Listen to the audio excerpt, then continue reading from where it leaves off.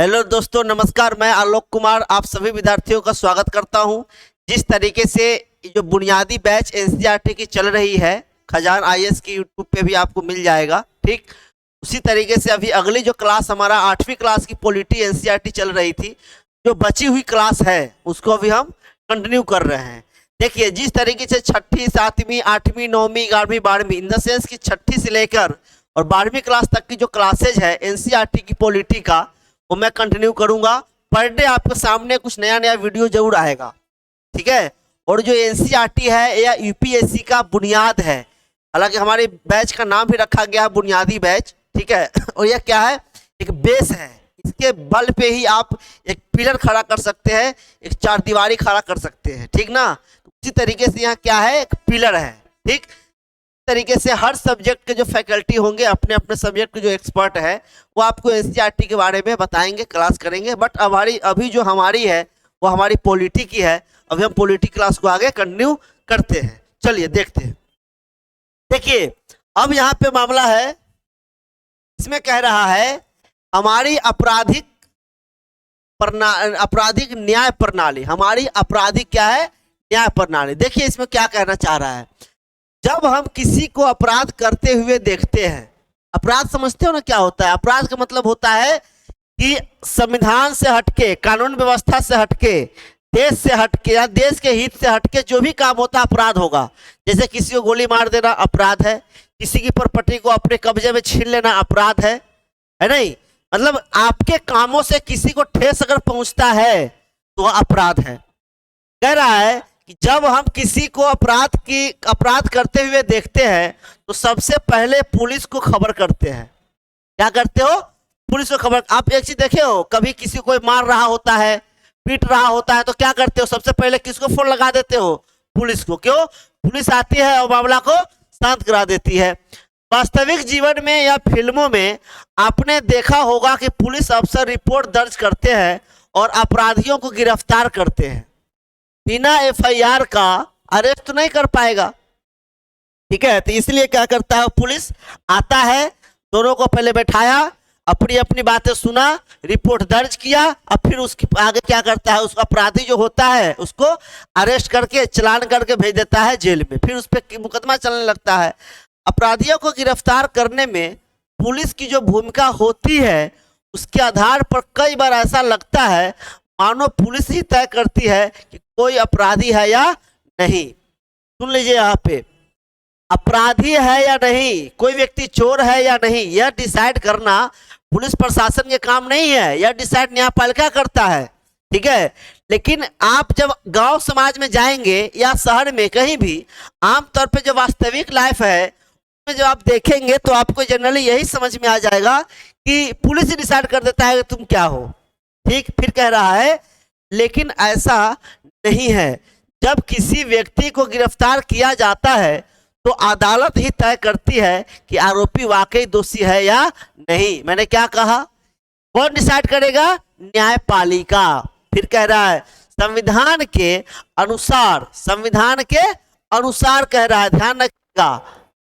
इसके अनुसार संविधान, क्वेश्चन पूछेगा आपसे, ध्यान रखिएगा। संविधान के अनुसार अगर किसी भी व्यक्ति पर कोई आरोप लगाया जाता है तो उसे निष्पक्ष सुनवाई का अधिकार है। क्या है? तो क्या है? निष्पक्ष सुनवाई का अधिकार भी होता है, ठीक है। चलिए आगे देखते हैं इसमें क्या कहना चाह रहा है। अब कह रहा है क्या आप जानते हैं निष्पक्ष सुनवाई का मौका हासिल करने का क्या मतलब होता है? निष्पक्ष मतलब क्या होता है? कि वह व्यक्ति बिल्कुल किसी भी व्यक्ति के भेदभाव में नहीं है, किसी के फेवर में नहीं है। जो है वो है, जो गलत है वह गलत है, जो सही है वह सही है, उसकी बात कर रहा है। क्या आपने FIR, जनरली आप सुनते होंगे FIR, फर्स्ट इंपोर्टेंट रिपोर्ट होता है या, ठीक ना। फिर कह रहा है के बारे में सुना है या क्या आप जानते हैं सरकारी वकील कौन होता है?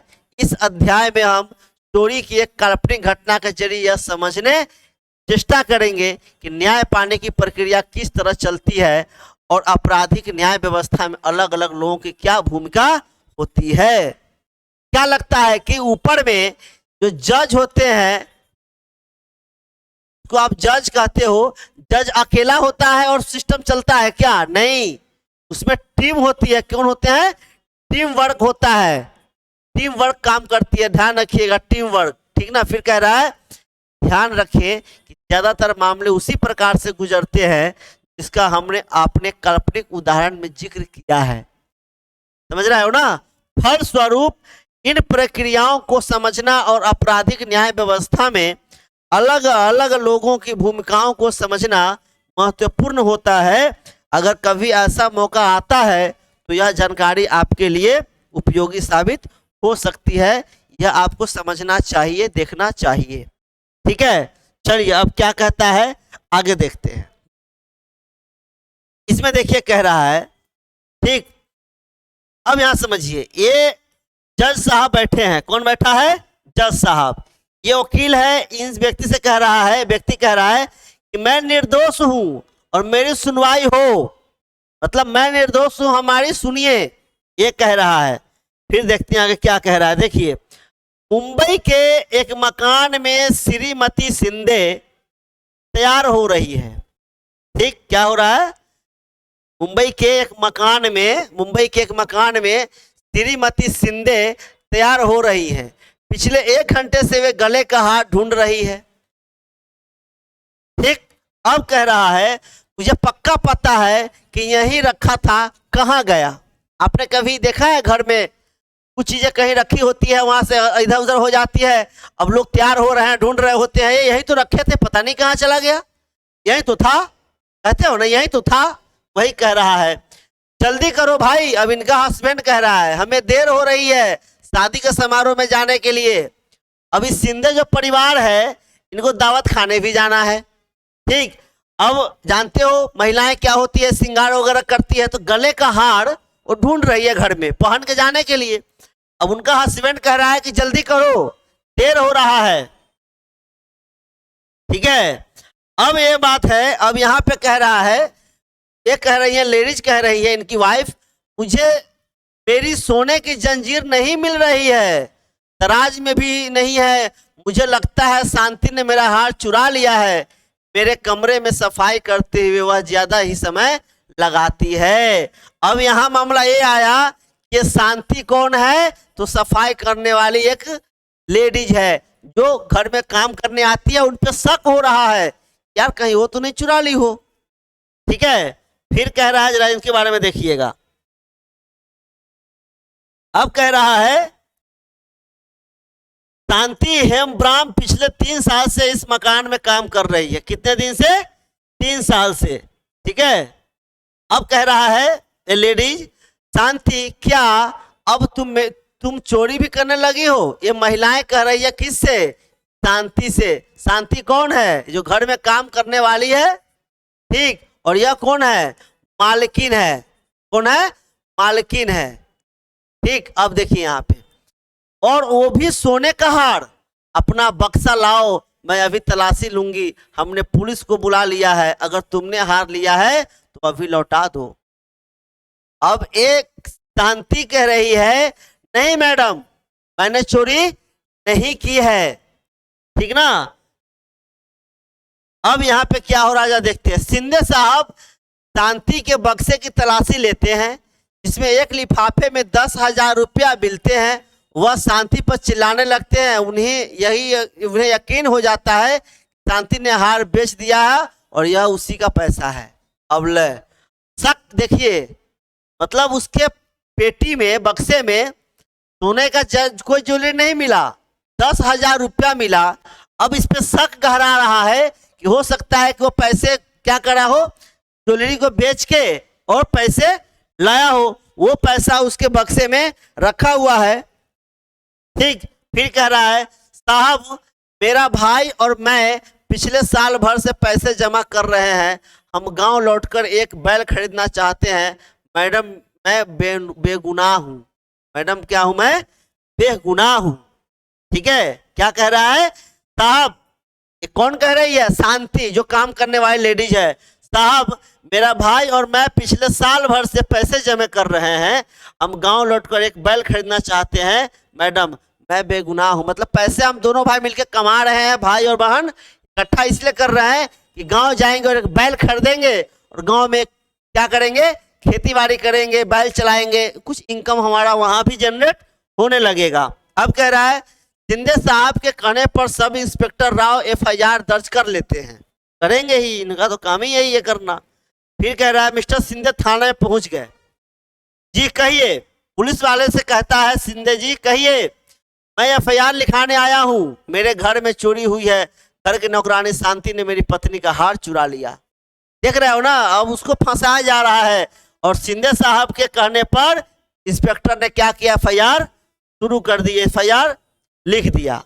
अब समझ में आ रहा है। अब देखिए शिंदे साहब सब इंस्पेक्टर राव के साथ घर पर आते हैं, घर पे तो आएंगे ही, ठीक। फिर कह रहे हैं देखिए अब मैं इस चोरी के बारे में श्री शिंदे और उनकी पत्नी के बयान दर्ज करूंगा, रुपये के लिफाफे को सील करके सबूत के तौर पर अपने साथ ले जा रहा हूं और मैं शांति को गिरफ्तार करके थाने ले जा रहा हूं।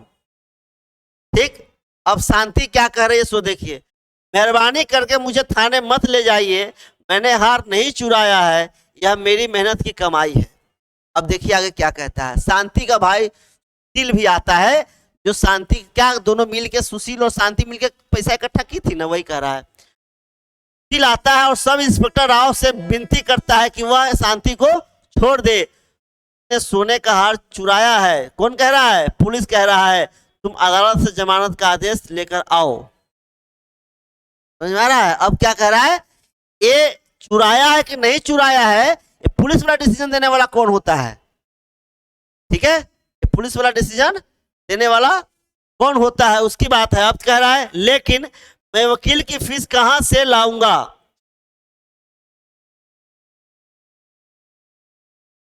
ठीक है, और उसके लिए कौन जमानती बनेगा, आपने हमारी सारी कमाई तो सील करके अपने पास रख ली। देखिए एक व्यक्ति जिसको नॉलेज नहीं है, ठीक, 1-2 रुपये की काम कर रहा है, कहीं कमा रहा है, किसी की नौकरी कर रहा है, और जबरन उस व्यक्ति को क्या किया, अभी तक के कंडीशन के हिसाब से फंसा दिया गया है नहीं। अब उस व्यक्ति के पास ना तो पैसा है उतना कि वह व्यक्ति आगे कोर्ट वकील उसके पास न्यायपालिका के पास जाए, जो वहां से उसको जमानत का अर्जी लेके आए। ठीक है, आगे देखिए क्या होता है। अब यहाँ पे तब इंस्पेक्टर राव सुशील को भी 2 दिन तक हवालात में रखा। क्या किया, हवालात में उसको 2 दिन तक सुशील को भी रखा। उसे सब इंस्पेक्टर राव एक एवं कई कांस्टेबल पीटते हैं और गालियां देते हैं। हे भगवान, अब जबरदस्ती उस पर टॉर्चर किया जा रहा है। वे उस पर दबाव डालते हैं कि वह इल्जाम कबूल कर ले। वे उसे यह मानने के लिए कहते हैं कि वह और उसकी बहन शांति घरेलू नौकरों का एक गिरोह चलाते हैं और वह गिरोह घरों से गहने चोरी करता है। शिंदे के पड़ोस से गहने को गायब होने की कुछ और शिकायतें भी आ चुकी थी। जब सुशील बार बार यही कहता रहता है कि वह निर्दोष है और फैक्ट्री में मजदूरी करता है, तो 2 दिन बाद पुलिस उसे छोड़ देती है। मतलब कहने का है कि पुलिस उसको बार बार टॉर्चर कर रही है। किस बात की टॉर्चर कर रही है, तुम एक बार स्वीकार लो कि हमने चोरी किया है, लेकिन नहीं। क्यों, क्योंकि उस व्यक्ति ने, सुशील ने क्या किया, चाहे कितना भी मार दो, जब मैं निर्दोष हूं, मैं नहीं चोरी किया हूं, तो मैं कहां से स्वीकार लूं कि मैंने चोरी किया। ठीक है, फाइनली उसको क्या किया गया, छोड़ दिया गया। ठीक है, अब देखिए आगे क्या कहता है। अदालत ने 1 महीने बाद शांति की जमानत की अर्जी मंजूर तो कर ली, लेकिन कोई भी 20,000 रुपए के लिए उसका जमानती बनने को तैयार नहीं था। समझ में आ गई बात है। जमानती का मतलब ये होता है कि जैसे कि मान लीजिए कि किसी ने चोरी कर ली या उसका हो गया, प्रूफ हो गया, वो जेल में चला गया। ठीक, मैं उसकी गारंटी लेता हूं, मैं अगर जमानती हूं तो मैं गारंटी लेता हूं कि इस व्यक्ति को अब छोड़ दीजिए, इसको गलती का एहसास हो गया है, अब ऐसी गलती नहीं करेगा। उसकी जमानती कौन लेगा, मैं। उसी हिसाब से कह रहा है 20,000 रुपया के लिए, ठीक, यानी कि शांति की कोई जमानत नहीं बनने को तैयार हुआ। नतीजतन क्या हुआ, जमानत के बावजूद वह जेल में ही पड़ी रही वह गहरे सदमे के हालात में है, वह डरी हुई है कि मुकदमे का क्या नतीजा निकलेगा। ठीक, अब देखिए यहां कह रहा है मेरा क्या होगा, मैंने तो कुछ गलत ही नहीं किया, सिर्फ मैडम के शक की वजह से मैं सलाखों के पीछे आ गई और हम लोगों ने जो पैसा बचाया था क्या वही कभी हमें वापस मिल पाएगा। सोचिए, और ऐसे हैं, ये कोई नया चीज नहीं है, ऐसे लोग हैं। देखिए न्यायपालिका का बहुत बड़ा सिद्धांत है, ठीक है। आप लोग कहते हो ना कि बहुत लेट हो रहा है, बहुत डिले हो गया, डेट पे डेट, तारीख पे तारीख, ये सब चीज भाषा आपने सुना होगा। ठीक, देखिए इस तरीके की निर्दोष जो व्यक्ति है, अगर उसको दोषी ठहरा दिया जाए, उसको सजा हो ही गई ना, वो बिल्कुल निर्दोष है। अब जैसे ही उसकी जो जनरेशन होगा आने वाला, या उससे संबंधित जो व्यक्ति होगा, या जो व्यक्ति उसको जानने वाला होगा, क्या कभी भी वह आपके सिस्टम पे ट्रस्ट करेगा? क्या कभी भी आपके संविधान पे, आपके कानून पे, आपके विधि व्यवस्था पे, आपकी सरकार पे, आपके प्रशासन पे विश्वास करेगा? कभी नहीं करेगा। और जिस दिन आपके संविधान पे, आपके देश पे, आपके सरकार पे उन व्यक्तियों का विश्वास खत्म हो जाएगा, ध्यान रखिएगा, उसी दिन से वह व्यक्ति देश के खिलाफ जितने भी एक्टिविटी होगी सब में इन्वॉल्व हो जाएगा। समझ में आ रहा है ना? सब में क्या हो जाएगा? इन्वॉल्व हो जाएगा, क्योंकि उसको लग रहा है कि देश मेरा नहीं है। क्यों नहीं है? क्योंकि उसने जिस तरीके से प्रताड़ित हुई है, जिस तरीके से उसने तलाकों के पीछे गया है, जिस तरीके से निर्दोष व्यक्ति को फंसाया गया है, वह कभी भी आपके विश्वासों, आपके प्रशासन पे, आपके सरकार पे, आपके संविधान पे, आपके जुडिशरी सिस्टम पे, आपके न्यायिक व्यवस्था पे विश्वास नहीं करेगा तो नहीं करेगा। इसीलिए न्यायपालिका का सिद्धांत है कि जो व्यक्ति दोषी है, चलो किसी कारणवश 2% मान लेके छूट गया, कोई बात नहीं, निर्दोष को नहीं सजा होनी चाहिए।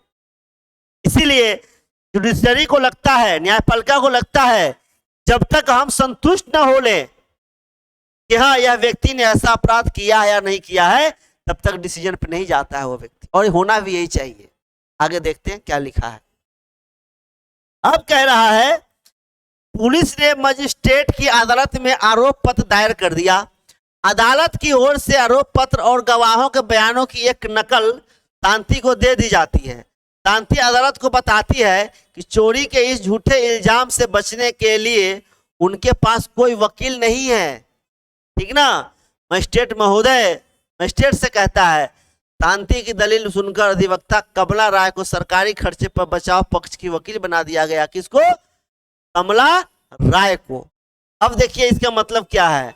अनुच्छेद 22, क्वेश्चन ध्यान से समझिएगा भाई, संविधान के अनुच्छेद 22 के अनुसार क्या कह रहा है? अनुच्छेद 22 में प्रत्येक व्यक्ति को एक वकील के जरिए अपना बचाव करने का मौलिक अधिकार प्राप्त है। मतलब समझ में आ रहा है ना? आपको अपनी बचाव करने के लिए आपको स्वतंत्रता है, आजादी है। आप संविधान के अनुच्छेद 39A ध्यान रखिएगा में ऐसे नागरिकों को वकील मुहैया कराने की जिम्मेदारी राज्य के ऊपर सौंपी गई है जो गरीबी या किसी और वजह से वकील नहीं रख सकते हैं। कितने लोग को पता है? मुझे तो लग रहा है कि मुश्किल से 5% लोग को ही पता होगा। समझ रहे हो ना? अगर आप पे देखिए कितनी बड़ी ताकत हमारे यहाँ किसका है? न्यायपालिका का है, संविधान का कहिए। मतलब कि अगर आप गरीब हैं तो फीस नहीं है देने के लिए वकील को, हमारा राज्य सरकार को यह काम है वो आपके लिए वकील प्रोवाइड करे। और आप अपने जितने भी आपका है प्रूफ, अगर शांति के पास पैसा होता तो शांति भी वकील को रख लेती, और शायद जो दिन उसको देखने को मिला वह दिन नहीं देखने को मिलता। हो सकता है 2 दिन में छूट गई होती। समझ में आ रही है ना? लेकिन उसके पास पैसे नहीं थे वकील को रखे। इसीलिए यह चीज बताया गया है कि अगर आप समाज में किसी व्यक्ति को गरीब देखते हैं, उसको प्रताड़ित किया जाता है, उसके पास पैसा नहीं है न्यायपालिका जाने के लिए, तो सरकारी वकील प्रोवाइड करवाने का भी जिम्मेदारी है। ठीक, राज्य सरकार उसको प्रोवाइड करवाएगा। चलिए आगे देखते हैं क्या कहता है। अब आगे है अधिवक्ता कहता है। सुनिए अधिवक्ता क्या कहता है जरा एक बार। अधिवक्ता है, कहता है, अधिवक्ता जो कमला राय है शांति से अदालत में मिलता है। ये मेरे मुकदमे के कागज हैं, मेरे मालिकों ने हार चुराने का झूठा आरोप मुझ पर लगाया है। ठीक ना, कौन कह रहा है? ये शांति कह रही है वकील से। फिर कह रहा है मुझे शांति के बक्से में 10,000 रुपये मिले थे, उन्हें लगता है कि इसने हार बेचकर ही ये पैसा हासिल किया था, लेकिन यह हम दोनों की बचाव का पैसा है। ठीक ना, क्या है? बचत का पैसा है। कौन कह रहा है? शांति और उसका भाई। कौन कह रहा है? शांति और उसका भाई कह रहा है। अदालत शांति पर आरोप लगाती है, ठीक ना, आरोप लगाती है कि उसने श्रीमती शिंदे का सोने का हार चुराया है और चोरी के हार को बेचकर शांति को जो 10,000 रुपया मिले ये उसके पास पाए गए हैं। फिर अदालत में यहाँ कटघरे में खड़ा है और कह रहा है मैं निर्दोष हूं और मेरी सुनवाई हो। मजिस्ट्रेट के सामने मुकदमा शुरू हो जाता है। ये मजिस्ट्रेट बैठे हैं यहाँ। ठीक है, देखिए अब कह रहा है सरकारी वकील राज्य की ओर से मुकदमे में हाजिर होता है। ध्यान रखिएगा, ये आपका क्वेश्चन है। ठीक ना, जो सरकारी वकील है ये किसके वजह से, किसके तरफ से होता है? ध्यान रखिएगा, राज्य सरकार। फिर कह रहा है वह श्रीमती एवं श्री शिंदे को मुख्य गवाह के रूप में पेश करता है। मुख्य गवाह समझते हो ना, मेन, जिसपे वो मुकदमा के बाद जो व्यक्ति होता है मेन गवाह, मतलब जो देखा है उसके बारे में पेश करता है उसको और उसकी पत्नी को। देखिए अब कह रहा है, अब बहस हो रही है। अब कह रहा है आओ तो अब बताइए श्रीमती शिंदे आपका हार किस तरह गायब हुआ? कौन कह रहा है? वकील। ठीक, अब बताइए। मैडम जी बता रही हैं मैंने सोने का हार दराज में रखा था। ठीक, शांति ने उसे चुराया है। शांति के अलावा और कोई व्यक्ति मेरे कमरे में नहीं जाता। मिस्टर शिंदे ने मेरे सामने उसके संदूक की तलाशी ली थी, वहां लिफाफे में 10,000 रुपये देखकर हम तो आप चंभे में पड़ गए थे। शांति को यह पैसा मेरा ही हार बेच के मिला था, वह चोर है। कौन कहती है? मैडम मालकिन जो थी। चलिए आगे देखते हैं। अब इसके बाद अधिवक्ता जो राय है श्रीमती शिंदे से जिरा करता है। जिरा समझते हो ना, पूछताछ करता है। देखिए क्या होता है, देखिए यहाँ पे कह रहा है तो आप यह कह रही हैं कि आपने शांति को चोरी करते हुए नहीं देखा? नहीं, आपको शांति के पास चोरी का हार मिला। पिछले 3 साल में जब से शांति आपके घर पर काम कर रही है तब से कोई भी चीज आपके घर से चोरी नहीं हुई। आप हर महीने उसे 1,000 रुपये पगार भी देती रही हैं। अब मामला पकड़ में आ गया ना। क्या हो रहा है कि हर महीने 1,000 रुपये जब आप पगार देते हो और वह कितना दिन से काम कर रहा है? 3 साल से। तो जरा जोड़ लीजिए, 10,000 रुपया अगर रख ही लिया, उसके बक्से में मिला, कौन सा बड़ा जुल्म हो गया? ये भी तो हो सकता है कि वह पैसा सैलरी में से रखा हो। फिर देखिए क्या कह रहा है अधिवक्ता राय जो है, जो राय वकील है, बचाव पक्ष के गवाह के तौर पर सुशील और उसके मालिक से कुछ सवाल पूछती है। इन दोनों के बयानों के आधार पर सुश्री राय यह साबित कर देती है कि शांति के संदूक में मिले 10,000 रुपये और शांति की कमाई की रकम भी हो सकती है। जैसे ही सकार लिया कि हो सकती है, मामला यहीं खत्म हो जाएगा। अब देखिए आगे बड़ा मजेदार टॉपिक आने वाला है। ठीक है, देखिए अब क्या होगा। अब देखिए जब मुकदमा खत्म होने के नजदीक पहुंच जाता है, जब मुकदमा कहां पहुंच जाता है? खत्म होने के नजदीक पहुंच जाता है। ठीक है, तभी सुशील को पता चलता है कि इंस्पेक्टर शर्मा ने युवाओं के एक गिरोह का भंडाफोड़ किया है। इस गिरोह के लोग शिंदे के मोहल्ले में गहनों की चोरी करते हैं। श्रीमती शिंदे के बेटे के कुछ दोस्त भी इस गिरोह के सदस्य हैं। आ गए ना अपने जगह पे, है नहीं? मतलब घर, इसके घर के मेंबर भी, जिसका लड़का है वो भी उस गिरोह का क्या है? दोस्त है उसका। उनके पास से श्रीमती शिंदे का हार बरामद हो जाता है। अब सुशील यह बात अधिवक्ता राय को बताता है। अब अधिवक्ता राय बचाव पक्ष के गवाह के तौर पर इंस्पेक्टर शर्मा को अदालत में पेश करती है। अब आए हो कि साहब, तो ये क्या कहते हैं, इंस्पेक्टर साहब थाने कहाँ हवालात में। देखिए इंस्पेक्टर शर्मा, क्या आप हमें दिखा सकते हैं कि आपने क्या क्या बरामद किया है? फिर कह रही है इंस्पेक्टर, जी हाँ, श्रीमती शिंदे ने अपना यह हार पहचान लिया है। ठीक है, हमने लड़कों का एक गिरोह पकड़ा है जिसने यह हार चुराया था। उन लड़कों ने अपना इल्जाम कबूल कर लिया है, यह हार उन्होंने ही चुराया था। अब समझ में आ गया ना? चुराया कौन? उसका गिरोह, तो मोहल्ले में रहने वाला जो उसके लड़के का दोस्त ही था, शिंदे के लड़के का बेटा का दोस्त। ठीक, और इल्जाम किस पे थोप दिया? काम करने वाली गरीब पे। न्यायाधीश महोदय कह रहा है, वकील कह रहा है, न्यायाधीश महोदय सारे गवाहों के बयान सुनते हैं। इंस्पेक्टर शर्मा का बयान सुनने के बाद अधिवक्ता राय न्यायाधीश के सामने यह दलील देती है कि अब शांति निर्दोष साबित हो चुकी है, इसलिए उसे बरी कर दिया जाए। ठीक है, फिर कह रहा है, शांति आपको चोरी के इल्जाम से बरी किया जाता है। ठीक ना? कौन कह रहा है? जज साहब कह रहे हैं। पुलिस ने जो 10,000 रुपया आपके पास से बरामद किए थे उन्हें भी आपको लौटा दिया जाएगा। मैंने लिखित फैसले में इस बात पर जोर दिया है कि तफ्तीश में सब इंस्पेक्टर राव की लापरवाही पर खास तौर से ध्यान दिया जाए कि वैसे शांति आपको जेल में जाना पड़ा। अब पुलिस आगे ना, इंस्पेक्टर साहब जिद करके पकड़ रहे थे, मारपीट कर रहे थे। ठीक, लेकिन इतनी हिम्मत होती कहाँ लोगों में है वहां तक पहुंचने के लिए, वहां तक डटे रहने के लिए। ठीक ना? डटे रहिएगा तब तो कुछ मिल जाएगा। फिर कह रहा है, इस घटना के आधार पर आप देख सकते हैं कि पुलिस, सरकारी वकील, बचाव पक्ष का वकील और न्यायाधीश, ये 4 अधिकारी आपराधिक न्याय व्यवस्था में मुख्य लोग होते हैं। कौन कौन होते हैं? देखिए क्या कह रहा है। पुलिस कौन होता है? पुलिस। 2 में कौन कह रहा है? सरकारी वकील, सरकारी वकील। ठीक है, तीसरा क्या कह रहा है? बचाव पक्ष। ध्यान रखिएगा, बचाव पक्ष। ठीक है, और क्या कह रहा है? बचाव पक्ष का वकील लिख दीजिए। ठीक है, और क्या है? न्यायाधीश। ये जो लोग होते हैं ना, ये हमेशा किसी भी मुकदमे में इन्वॉल्व होते हैं।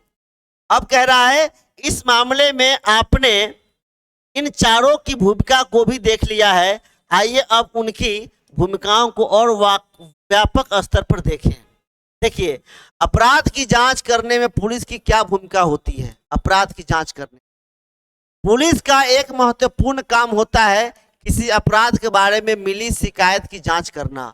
जांच के लिए गवाहों के बयान दर्ज किए जाते हैं और सबूत इकट्ठा किए जाते हैं। इस जांच के आधार पर पुलिस अपनी राय बनाती है। अगर पुलिस को ऐसा लगता है कि सबूतों के आरोपी का दोष साबित होता दिखाई दे रहा है तो पुलिस अदालत में आरोप पत्र, चार्जशीट दाखिल कर देती है। जैसा कि अध्याय की शुरुआत में ही कहा गया था कि यह तय कर देना पुलिस का काम नहीं है कोई व्यक्ति दोषी है या नहीं, यह न्यायाधीश को तय करना होता है। अभी मैंने बताया तो था आपको, बताया था ना कि कौन चोर है, कौन नहीं है, कौन निर्दोष है, कौन दोष है, यह साबित करना पुलिस का काम नहीं है। यह कौन साबित करेगा? यह न्यायाधीश का काम है साबित करना। ठीक है ना? चलिए, अब इसमें ये देखते हैं क्या कह रहा है। देखिए, इसमें है, दूसरी इकाई में आपने कानून के शासन के बारे में पढ़ा हो था। इसकी सीधा मतलब यह होता है कि हर व्यक्ति देश के कानून के अधीन है। बिल्कुल, कोई व्यक्ति ऐसा हो ही नहीं सकता जो कहे कि हम कानून को नहीं मानते। पुलिस भी इसी कानून के तहत आती है, लिहाजा पुलिस को हमेशा कानून के मुताबिक और मानवाधिकारों का सम्मान करते हुए जांच करनी चाहिए। सर्वोच्च न्यायालय ने गिरफ्तारी, हिरासत और पूछताछ के बारे में पुलिस के लिए कुछ दिशा निर्देश तय किए हुए हैं। इन दिशा निर्देशों के अनुसार पुलिस को जांच के दौरान किसी को भी सताने, पीटने या गोली मारने का अधिकार नहीं है। किसी छोटे से छोटे अपराध के लिए भी पुलिस को कोई सजा नहीं दे सकता है। अब समझ में आ गया? मतलब अगर पुलिस के पास यह पावर हो जाता तो शायद आप कह सकते थे, लेकिन पुलिस के पास यहाँ पे क्या है? कोई पावर नहीं है। पुलिस यहाँ पे कुछ भी नहीं कर सकती, ध्यान रखिएगा ये चीज। ठीक है, फिर कह रहा है, संविधान के अनुच्छेद 22 और फौजदारी कानून में, फौजदारी में बताया था दीवानी और फौजदारी 2 तरीके कानून होता है। ठीक, फौजदारी कानून में प्रत्येक गिरफ्तार व्यक्ति को निम्नलिखित मौलिक अधिकार दिए गए हैं। कौन से मौलिक अधिकार दिए गए हैं तो अभी हम पढ़ने वाले हैं। देखिए अब इसमें कह रहा है गिरफ्तारी के समय उसे यह जानने का अधिकार है कि गिरफ्तारी किस कारण से की जा रही है। समझ रहे हो ना, ये मौलिक अधिकार आपका है। ध्यान रखिएगा, एक क्वेश्चन है, ध्यान से। क्या कह रहा है कि अगर पुलिस आपको गिरफ्तार करने आए, अरेस्ट करती है, या आपका अधिकार है जानने का कि आप उससे पूछिए कि भाई साहब किस मामले में, कुछ तो होगा, बताइए। फिर कह रहा है अगर वह नहीं बताता है, शक के आधार पर भी कर सकता है बंदी प्रत्यक्षीकरण में। गिरफ्तारी के 24 घंटे के भीतर मजिस्ट्रेट के सामने पेश करना होता है। ध्यान रखिएगा, जिस जगह पे आप हैं उस जगह के नजदीकी न्यायालय में क्या करना होगा, आपको पेश करना होगा। गिरफ्तारी के दौरान या हिरासत में किसी भी तरह के दुर्व्यवहार या यातना से बचने का अधिकार है। समझ रहे हो ना, जो पुलिस मारता है, गाली देता है ना, ये गलत करता है। आप अगर न्यायपालिका में जाके, यानी कि जज के सामने अगर आप यह बोल देंगे कि हमको पुलिस वालों ने अरेस्ट किया है, रात भर मारा है, गाली दिया है, ऐसे किया वैसे किया, समझ जाइए उसकी क्या होने वाली है। लेकिन लोग डर से नहीं करता है। ठीक, पुलिस हिरासत में दिए गए इकबालिया बयान को आरोपी के खिलाफ सबूत के तौर पर इस्तेमाल नहीं किया जा सकता। समझ रहे हो क्या कह रहा है, पुलिस हिरासत में दिए गए मतलब पुलिस के अंडर में अगर आपको पुलिस उठा के ले जाता है, अगर आपसे कोई बयान ले लेता है तो उस बयान के विषय, अब बयान के पेश सबूत के रूप में पेश नहीं कर सकते, वो तो पुलिस के दबाव बना के वो तो करवा सकता है ऐसा। फिर कह रहा है 15 साल से कम उम्र के बालक और किसी भी महिला को केवल सवाल पूछने के लिए थाने में नहीं बुलाया जा सकता। अगर बुलाता है गलत करता है, मतलब समझ में आ रहा है ना। 15 साल से कम उम्र के बालक और किसी भी महिला को सवाल पूछने के लिए थाने में नहीं बुलाया जा सकता है, ध्यान रखिएगा। ना नॉलेज अगर आपको हो तब ना। आपको ऐसा क्यों लगता है कि पुलिस हिरासत के दौरान अपनी गलती मानते हुए आरोपी द्वारा दिए गए बयानों को उसके खिलाफ सबूत के तौर पर इस्तेमाल नहीं किया जा सकता? क्वेश्चन कह रहा है उससे। देखिए अब आगे क्या कह रहा है, जरा उसको देखते हैं। कह रहा है सर्वोच्च न्यायालय ने किसी भी व्यक्ति की गिरफ्तारी, क्या कह रहा है, सर्वोच्च न्यायालय ने किसी भी व्यक्ति की गिरफ्तारी, हिरासत और पूछताछ के बारे में पुलिस एवं अन्य संस्थानों के लिए कुछ खास शर्त और प्रक्रियाएं तय की हुई है। कौन? Supreme court. सुप्रीम कोर्ट की बात कह रहा है। इन नियमों के डीके बसु दिशा निर्देश कहा जाता है। इनमें से कुछ दिशा निर्देश इस प्रकार है। क्वेश्चन ध्यान रखिएगा, डीके बसु। ठीक, देखिए क्या कह रहा है, गिरफ्तारी या जांच करने वाले पुलिस अधिकारी की पोशाक पर उसकी पहचान, नाम पट्टी तथा पद स्पष्ट व सटीक रूप से अंकित होना चाहिए। मतलब कोई व्यक्ति ऐसा ना हुआ कि अपना कुर्ता पजामा पहन लिया, फुल पैंट शर्ट पहन लिया और इंक्वायरी पहुंच गया। नहीं, प्रॉपर तरीके से क्या होना चाहिए, उसकी पहचान, नाम लिखा रहता है ना, नाम, ठीक, और किस पोस्ट पे है। फिर कह रहा है गिरफ्तारी के समय अरेस्ट मेमो के रूप में गिरफ्तारी संबंधी पूरी जानकारी का कागज तैयार किया जाए। समझ रहे हो ना, गिरफ्तारी के समय अगर आप गिरफ्तार किए जाते हैं तो उस स्थिति में क्या होगा, पूरी तरीके से आपकी पूरी पेपर तैयार की जाएगी। उसमें गिरफ्तारी के समय व तारीख का उल्लेख होना चाहिए। उस समय व टाइम, उसके सत्यापन के लिए कम से कम एक गवाह होना चाहिए। वह गिरफ्तार सदस्य के परिवार का व्यक्ति भी हो सकता है। ऐसा नहीं कि है कि बाहर का व्यक्ति हो, जिसको आप अरेस्ट कर रहे हैं उस सदस्य का व्यक्ति भी हो सकता है। अरेस्ट मेमो पर गिरफ्तार होने वाले व्यक्ति के दस्तखत होने चाहिए। अब ले, इतना कौन करवाता है। फिर कह रहा है गिरफ्तार किए गए, हिरासत में रखे गए या जिनसे पूछताछ की जा रही है, ऐसे व्यक्ति को अपने किसी संबंधी या दोस्त या शुभचिंतक को जानकारी देने का अधिकार होता है।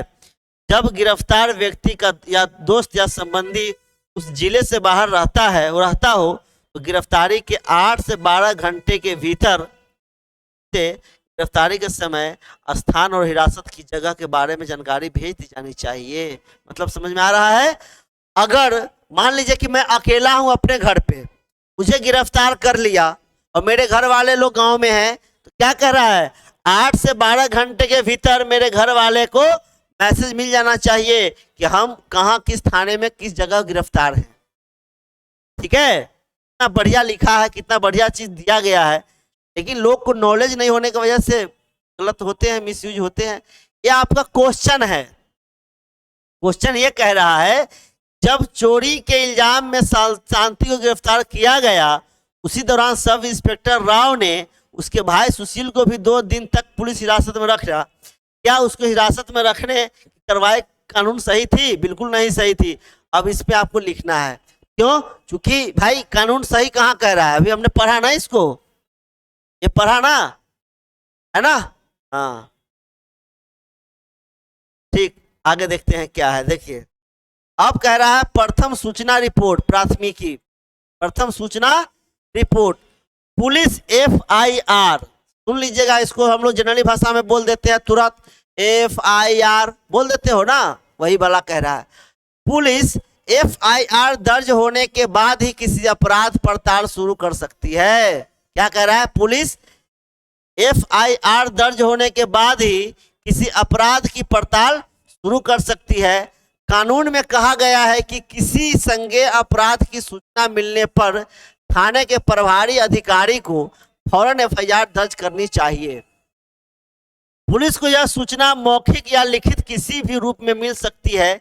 FIR में आमतौर पर वारदात की तारीख, जिस डेट को घटना घटा, समय और स्थान का उल्लेख किया जाता है।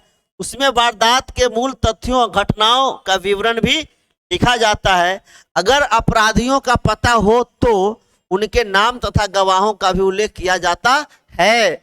FIR में शिकायत दर्ज कराने वाले का नाम और पता लिखा होता है। FIR के लिए पुलिस के पास एक खास फॉर्म होता है, इस पर शिकायत करने वाले के दस्तखत कराए जाते हैं। शिकायत करने वाले को पुलिस से FIR की एक नकल मुफ्त पाने की कानूनी अधिकार भी है। मतलब समझ में आया? लोग क्या करते हैं, पेपर पर लिख लिया, झूठ थमका उमका के अपना कर दिया। नहीं, का एक फॉर्म होता है, फॉर्म पे आपको पूरी चीज लिखी जाती है, भरी जाती है, और अपराधी जो व्यक्ति अपराध करने वाला अगर है कोई, ऐसा साइन होती है। इस टाइप का फॉर्म होता है, देख लीजिए। ठीक है, चलिए आगे। अब कह रहा है सरकारी वकील की क्या भूमिका होती है। सरकारी वकील की भूमिका क्या होती है, तो इसके बारे में हम अभी जानते हैं।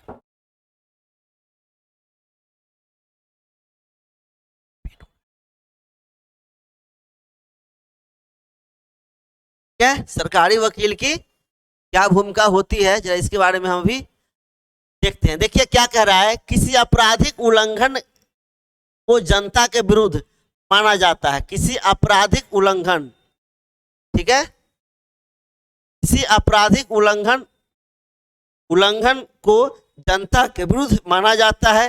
इसका मतलब यह है कि अपराध केवल पीड़ित व्यक्ति को ही नुकसान नहीं पहुंचाता, बल्कि पूरे समाज के प्रति अपराध होता है। मतलब समझ में आ रहा है ना? क्या कह रहा है कि किसी आपराधिक उल्लंघन को जनता के विरुद्ध माना जाता है। जनता के विरुद्ध मतलब अगर मान लीजिए कि दारू पी के आप किसी को गाली दे रहे हैं या किसी को चाकू मार रहे हैं, तो एक व्यक्ति को नहीं, अगला दिन किसी और का हो सकता है, या हो सकता है कि समाज से वो व्यक्ति सीख ले कुछ, है नहीं? छोटे छोटे नए बच्चे होते हैं, वो सीखते हैं ना, तो उससे क्या होता है, गलत मैसेज आता है, उसी के लिए कह रहा है। इसका मतलब यह है कि वह अपराध केवल पीड़ित व्यक्ति को ही नुकसान नहीं पहुंचाता, बल्कि पूरे समाज के प्रति अपराध होता है। आपको पिछले अध्याय में दहेज के लिए सुधा की हत्या की घटना याद है ना?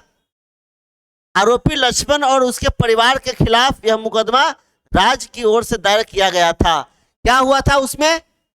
देखे थे ना, दहेज के लिए उसको जला दिया गया था, है नहीं? और उसकी सास ने बोली कि चाय बना रहे थे तो क्या हुआ, गैस उसका स्टोव फट गया, याद है ना? वही कहानी कह रहा है। ठीक, इसलिए इस मुकदमे को राज्य दिल्ली प्रशासन बनाम लक्ष्मण कुमार एवं अन्य नाम दिया गया था। इसी तरह शांति वाले मुकदमे को भी श्रीमती शिंदे बनाम शांति हेम्ब्राम की राय बजाय राज बनाम शांति हेम्ब्राम के नाम से जाना जा सकता है। इसकी बात ये कह रहा है। ठीक, अब देखिए इसमें क्या कह रहा है। अब यहाँ पे कह रहा है कि आइए तो अब बताइए श्रीमती शिंदे, आपका हार किस तरह गायब हुआ। अब वकील पूछ रहा है किससे? शिंदे से। ठीक है, देखिए क्या कह रहा है, जरा ये भी जान ले। मैंने सोने का हार दराज में रखा था, शांति ने उसे चुराया है। शांति के अलावा और कोई व्यक्ति मेरे कमरे में नहीं जाता। मिस्टर शिंदे ने मेरे सामने उसके संदूक की तलाशी ली थी और लिफाफे में 10,000 रुपये देखकर हम अचंभे में पड़ गए थे। शांति को यह पैसा मेरा हार बेचकर मिला था, वह चोर है ऐसा उनको लगा। फिर कह रही है, अदालत में सरकारी वकील का राज का पक्ष प्रस्तुत करता है। क्या कह रहा है? अदालत में सरकारी वकील राज का पक्ष प्रस्तुत करता है। ठीक, सरकारी वकील की भूमिका तब शुरू होती है जब पुलिस जांच पूरी करके अदालत में आरोप पत्र दाखिल कर देती है। अब समझ में आ रहा है क्या कह रहा है? कह रहा है सरकारी वकील की भूमिका तब शुरू होती है। भाई शुरू तभी ना होगी जब उसके पास कुछ एविडेंस होंगे। सरकारी वकील की इस जांच में कोई भूमिका नहीं होती है, उसे राज्य की ओर से अभियोजन प्रस्तुत करना होता है। न्यायालय के पदाधिकारी के रूप में उसकी जिम्मेदारी है कि वह निष्पक्ष रूप से अपना काम करे और अदालत के सामने सारे ठोस तथ्य, गवाह और सबूत पेश करे, तभी अदालत सही फैसला दे सकती है। समझ रहे हो ना? जब तक उस वकील को यह प्रूफ नहीं मिलेगा, एविडेंस नहीं मिलेगा, कैसे वो वकील, सरकारी वकील हो, कैसे लड़ पाएगा? इसलिए वो एविडेंस देता है पहले। फिर कह रहा है आगे, फिर है न्यायाधीश की क्या भूमिका होती है। ठीक है, न्यायाधीश की वही हैसियत होती है जो खेलों में अंपायर की होती है। मतलब समझ में आ रहा है ना? जो डिसीजन ले लिया वह सर्वमान्य है, सर्वोच्च है।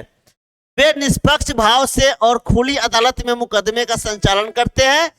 न्यायाधीश सारे गवाहों के बयान सुनते हैं और अभियोजन का पक्ष का तथा बचाव के पक्ष की तरफ से पेश किए गए सबूतों की जांच करते हैं। अपने सामने मौजूद बयानों व सबूतों के आधार पर कानून के अनुसार न्यायाधीश ही तय करते हैं कि आरोपी सचमुच दोषी है या नहीं। अब समझ में आ रहा है ना? इसमें यह कह रहा है कि न्यायाधीश तय करेगा किस पे, किस बेस पे करेगा? सबूत के बेस पे।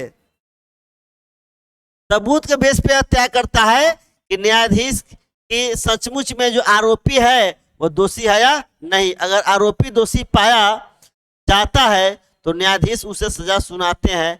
वह कानून में दिए गए प्रावधानों के हिसाब से दोषी व्यक्ति को जेल भेज सकते हैं या उस पर जुर्माना लगा सकते हैं या एक साथ दोनों तरह की सजा दे सकते हैं। यह डिसाइड कौन करेगा? न्यायाधीश डिसाइड करेगा। क्लियर है ना? चलिए आगे देखते हैं क्या कह रहा है। अब कह रहा है निष्पक्ष सुनवाई। आइए थोड़ी देर के लिए कल्पना करें कि अगर न्यायाधीश महोदय शांति का मुकदमा किसी और तरह संचालित करते तो क्या हो सकता था। अगर अदालत ने शांति को आरोप पत्र और गवाहों के बयानों की नकल न देती तो क्या होता। अगर न्यायाधीश किसी ऐसी जगह पर मुकदमा चलाते जहां शांति और सुशील दोनों ही नहीं जा सकते थे तो क्या होता। ठीक है, तो बड़ी समस्या गंभीर है। अगर न्यायाधीश ने शांति की अधिवक्ता राय को ठीक अभियोजन की ओर से प्रस्तुत किए गए श्रीमती शिंदे आदि गवाहों से जिरह कराने का पर्याप्त समय न दिया होता और पहले ही मान लेते कि शांति दोषी है तो क्या होता? जेल में होती। और क्या होता? अगर इस तरह की कोई भी बात होती तो इसे निष्पक्ष सुनवाई नहीं कहा जा सकता था। इसकी वजह से यह है कि निष्पक्ष सुनवाई के लिए कई बातों का पालन करना जरूरी होता है। संविधान अनुच्छेद 21 में जीवन के अधिकार का आश्वासन दिया गया है। समझ में आ रहा है ना? इसका अर्थ यह है कि किसी भी व्यक्ति को जीवन का स्वतंत्रता जो केवल एक तर्क संगत और न्यायपूर्ण कानूनी प्रक्रिया के जरिए ही छीना जा सकता है। जबरदस्ती किसी व्यक्ति में ताकत नहीं है तो छीन ले या उसे वंचित कर दे। निष्पक्ष सुनवाई में यह सुनिश्चित किया जाता है कि संविधान के अनुच्छेद 21 का पूरी तरह पालन किया जाएगा। ठीक, आइए अब चित्रकथा पट में दिए गए शांति के मुकदमे पर वापस लौटे और एक निष्पक्ष सुनवाई के मूलभूत तत्वों पर ध्यान देते हैं। देखते हैं क्या है। ये मेरे मुकदमे के कागज हैं। मेरे मालकिन ने हार चुराने का झूठा आरोप मुझ पर लगाया है। शांति के बक्से में 10,000 रुपये मिले थे। उन्हें लगता है कि उसने हार बेचकर ही यह पैसा हासिल किया था, लेकिन यह हम दोनों की बचत का पैसा है। अपने भाई को कह रही है, क्या फैक्ट्री में काम कर रहा था। देखिए अब क्या कह रहा है।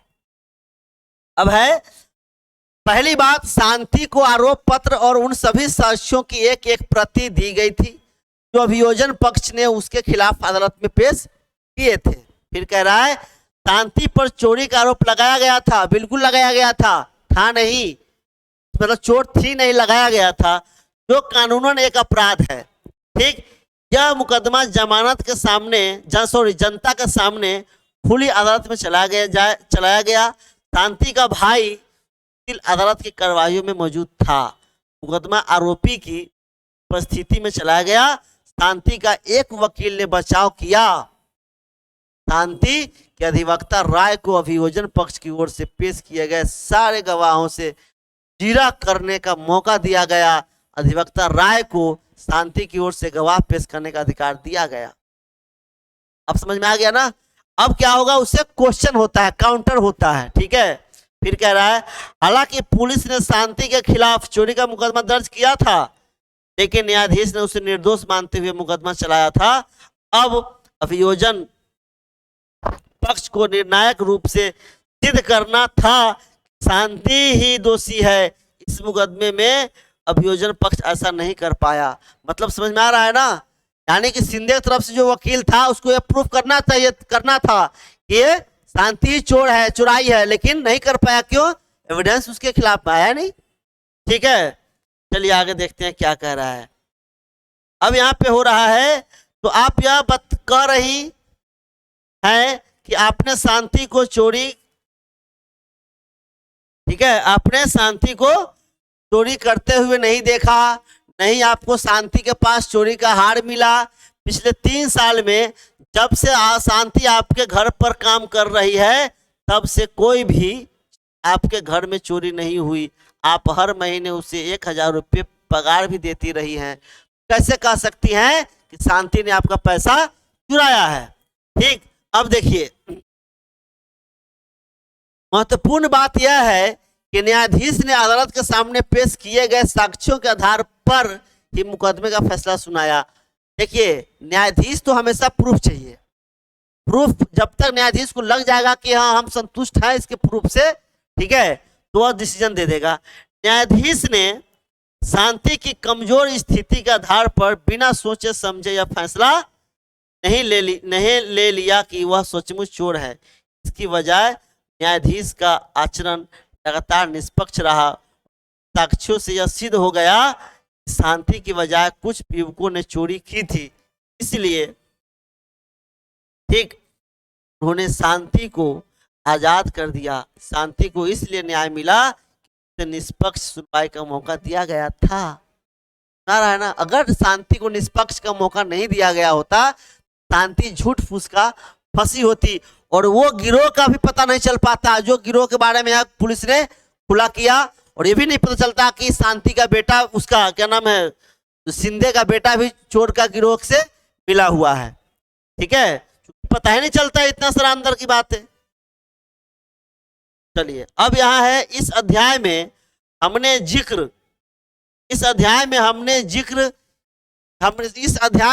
जिन लोगों का जिक्र किया है, संविधान और कानून दोनों में यह कहा गया है कि उन लोगों को अपनी जिम्मेदारी सही ढंग से निभानी चाहिए। मतलब पुलिस को भी, जनता को भी, न्यायपालिका को भी, वकील को भी। इसका मतलब है कि प्रत्येक नागरिक, चाहे वह विभिन्न वर्ग, जाति, धर्म और वैचारिक मान्यताओं के हो, उन्हें निष्पक्ष सुनवाई का अधिकार दिया जाए। कानून का शासन कहता है कि कानून के सामने हर कोई बराबर है। अगर प्रत्येक नागरिक को संविधान के माध्यम से निष्पक्ष सुनवाई का अधिकार न दिया जाए तो इस सिद्धांत का कोई खास मतलब नहीं रह जाएगा। मतलब समझ में आया क्या कह रहा है? अगर प्रत्येक नागरिक को संविधान के माध्यम से निष्पक्ष सुनवाई का अधिकार न दिया जाए तो क्या होगा? इस सिद्धांत का कोई खास मतलब नहीं रह जाएगा। इसलिए कह रहा है, उसको कहां जोड़ दिया? अधिकार से जोड़ दिया है। ठीक है, चलिए आगे देखते हैं। अब कहता है इसका मतलब आपको लिखना है एग्जाम में, ठीक ना। चलिए अब यहाँ पे आपका है अभ्यास करने के लिए दे रखा है। देखिए क्या क्या दे रखा है, एक बार हम लोग इसको पढ़ते हैं। दे रहा है पीसलैंड नामक शहर में फिएस्टा फुटबॉल टीम के समर्थकों को पता चलता है कि पास के एक शहर में जो वहां से लगभग 40 किलोमीटर है, दुबली फुटबॉल टीम के समर्थकों ने खेल के मैदान को में खोद दिया है। समझ रहे हो ना, खेल के मैदान को खोद दिया है। वही अगले दिन दोनों टीमों के बीच अंतिम मुकाबला होने वाला है। अब लीजिए, फिएस्टा के समर्थकों का एक झुंड घातक हथियारों से लैस होकर अपने शहर के दुबली समर्थकों पर धावा बोल देता है। इस मोहल्ले में 10 लोग मारे जाते हैं, 5 औरतें बुरी तरह जख्मी होती है, बहुत सारे घर नष्ट हो जाते हैं और 50 से ज्यादा लोग घायल हो जाते हैं। लीजिए, अरे भाई पुलिस को इन्फॉर्मेशन करना चाहिए था। कल्पना कीजिए कि आप और आपके सहपाठी आपराधिक न्याय व्यवस्था के अंग हैं। अब अपनी कक्षा को इन 4 समूहों में बांट दीजिए, पुलिस, सरकारी वकील, बचाव पक्ष और न्यायाधीश। ठीक समझ में आ जाएगा ना, इस तरीके से क्या करना है, इसको बनाना है। अब भाई इसको तो सबसे पहले क्या चाहिए, अगर व्यक्ति ने अगर किसी ने खोद दिया तो पुलिस को इन्फॉर्म करो, पुलिस उसको क्या करेगी, पूछेगी, उसके बाद उस पर जो गलत किया हो उसको न्यायालय में उसको पेश करेगी।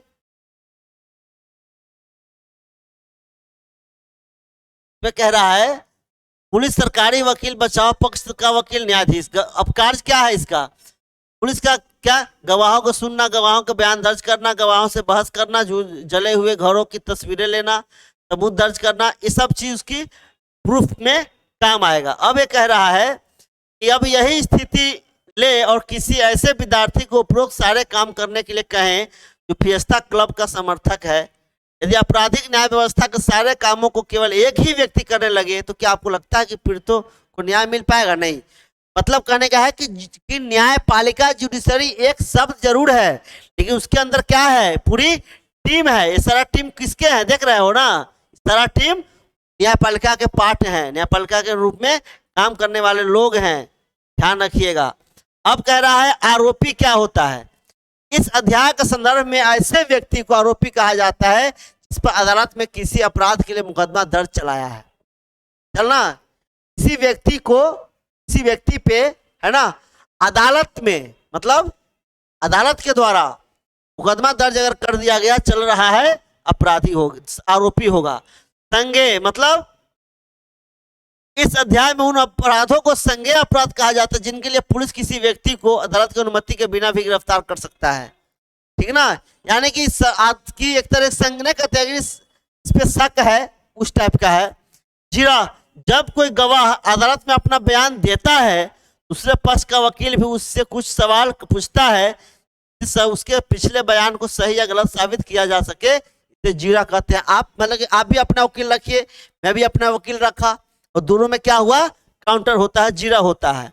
अब आता है हिरासत, पुलिस द्वारा किसी को गैर कानूनी ढंग से अपने कब्जे में रखना। अब आता है निष्पक्ष, इसका मतलब यह है स्पष्ट या न्यायसंगत व्यवहार करना और किसी एक पक्ष का समर्थन न करना।